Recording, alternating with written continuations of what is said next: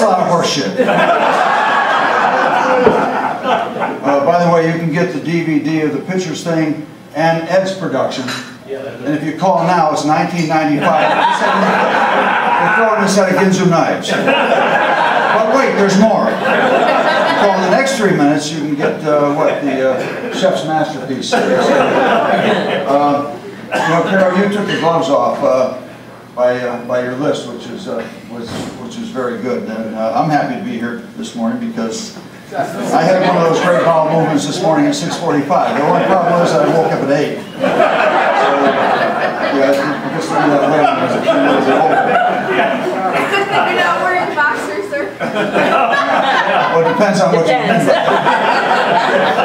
But the other situation we had this morning, and we're staying at our son's house. I came down this morning, I told Karen, I said, I had just a kind of almost a spiritual experience. Last night I went downstairs, I had to take a whiz, and I went down there and God turned on the light for me. And when I was done, He turned it off. And she said, Steve, you pissed in the refrigerator.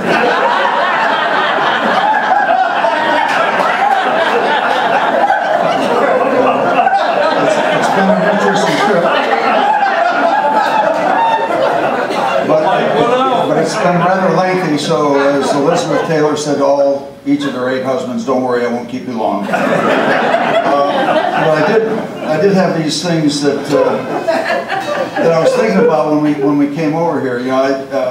Just going down to high school today, going through that, it reminded me how I had flunked driver ed. How many people in the history of our high school have flunked driver ed? How many people remember Mr. Gregory, right?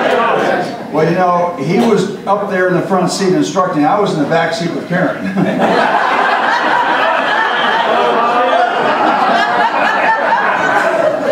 And it's lasted 47 years.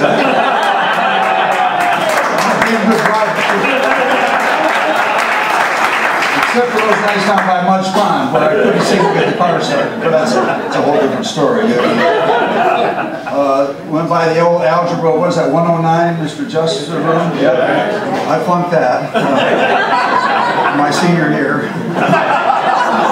And as a result of flunking that, I had to take home and family living to get my credit. Was that Miss Pratt's class? We had a couple of different projects. We had to do a cooking project where you had to do a dozen different things. So I made a dozen different cookies. It was one batch with 12 different colors. But my pride and joy, I sewed a shirt. Honest to God, I sewed a shirt. And it was great, a plaid shirt, and we had the sewing machines in there. And everything was good until I tried to lift my arms, the whole damn shirt. So we had an issue with that, too. The only one I aced was Earth Science with Ed Kirby. He's not here because I tell stories on him. Because I raked the infield. I had no idea where the room was here. I raked that infield. Coach Giannotti is familiar with this one. These are all memories of what went on. I played freshman football for a brief period of time. I wasn't very good. I was small. And I wasn't playing, so I had this invitation to go down and watch Yale play on a Saturday. So I said, I'm not playing, so I made the bad decision as a freshman. I made a lot of bad ones. But Karen, yours was a good one. All good, all good. I decided, I don't know why, I'm going to go to the Yale game. I'm not going to play anyway. So we're going up Roberts Hill in our station wagon, and we go around the high school team bus. That was not good. What was really not good is I waved to the guys, which was really not good. It ended my football career. The basketball career was good, as I told Roll, because we had an interesting team in that when the other team scored, none of us would go back and take the ball out because you'd never see it again. And we did not do a lot of passing drills. We did a lot of drills, but didn't do a lot of passing. How many people remember Mr. Clark? The history class? Well, Alfred Arioli and I were in there, and it was not good. It was really not good because every morning, Mr. Clark would have somebody come up and make a 2 to 3 minute presentation to start stimulating the class. And Alfred and I never prepared. I'll never forget coming in, and he gets up at 8:30 in the morning in this class and says, Stalin versus Trotsky, 1924, your thoughts? That was it. And of course, I had been coached, and I said, well, I'd like to talk about that. And so we traded things with that. The other problem with Mr. Clark's class was that, if you remember, Mr. Clark was a smoker. He would turn on, we would always beg him for movies, because he would put the movie on, then he'd go somewhere and have a smoke. And it got to the point where when he went out to have a smoke, we would nudge the projector around. And by the time he got back, it was either showing on the back wall or out the window. And that class didn't go well.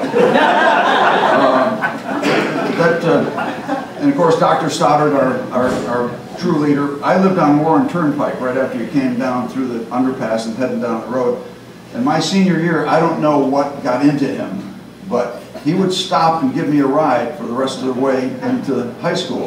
And he would stop. It was an interesting ride because he would have the New York Times over the steering wheel. I'm not making this shit up. This is true. And he would, and there was not a word said. He'd pull up, I'd get in like a mental patient, and we'd drive to school. And we would get down to the little house. What was that house called? It was that's not all that went on there. It didn't involve you, although to this day I wish it would. But now, when he got there, he would turn the engine off, and wherever he'd cruise into the parking lot, that's where he parked. Because he was the man. He was the man. And every Friday, he would go up to Joe Hamsey's store with my father and the rest of the plumbers, and Joe Hamsey and Bob Eggleston, the meat carver there, and they would have this round of the most god-awful cheese you could possibly imagine, and 3 beers. And Dr. Stoddard loved it because these guys were profane and nasty, and he loved every minute of it. So we did that. But one of my favorite memories of Dr. Stoddard was when Alfred and I would go in to make announcements. And it got to be a routine where we'd walk in and we'd say, Dr. Stoddard, can we short? And that's all, we're going to do a thing about the short. And he loved it. And we would go in, and Alfred would get on the PA announcement. Your attention, please. There will be no dance this Friday night at 7:30. And I would hit the bells. You know, you hit the bells. It used to be envies, bong, bong, bong, and we go backwards. And Paul, we call him Paul. We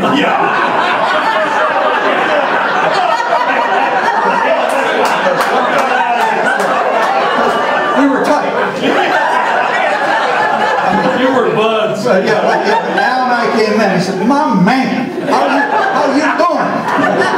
So we would do the announcements. We had more fun doing that. So just some great memories. It's great to be here, and what a gathering for our 50th. Somebody asked me, who's the easiest one that's going to be the easiest to recognize? And I said, I think Kwai Chung Chan probably.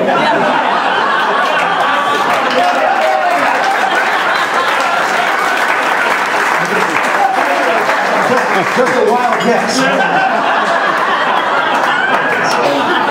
So it was great. So I just want to share some memories, and it's just great being with everybody. And just one last teacher, Wilhelmina Allen. Karen and I were in English together. We were dating all through high school, and we were having this big fight. And Miss Allen said, "You are going to be Romeo, and she's going to be Juliet." Did not go well. Another reason I had to take home and family living myself. It's great being here. It's great seeing you.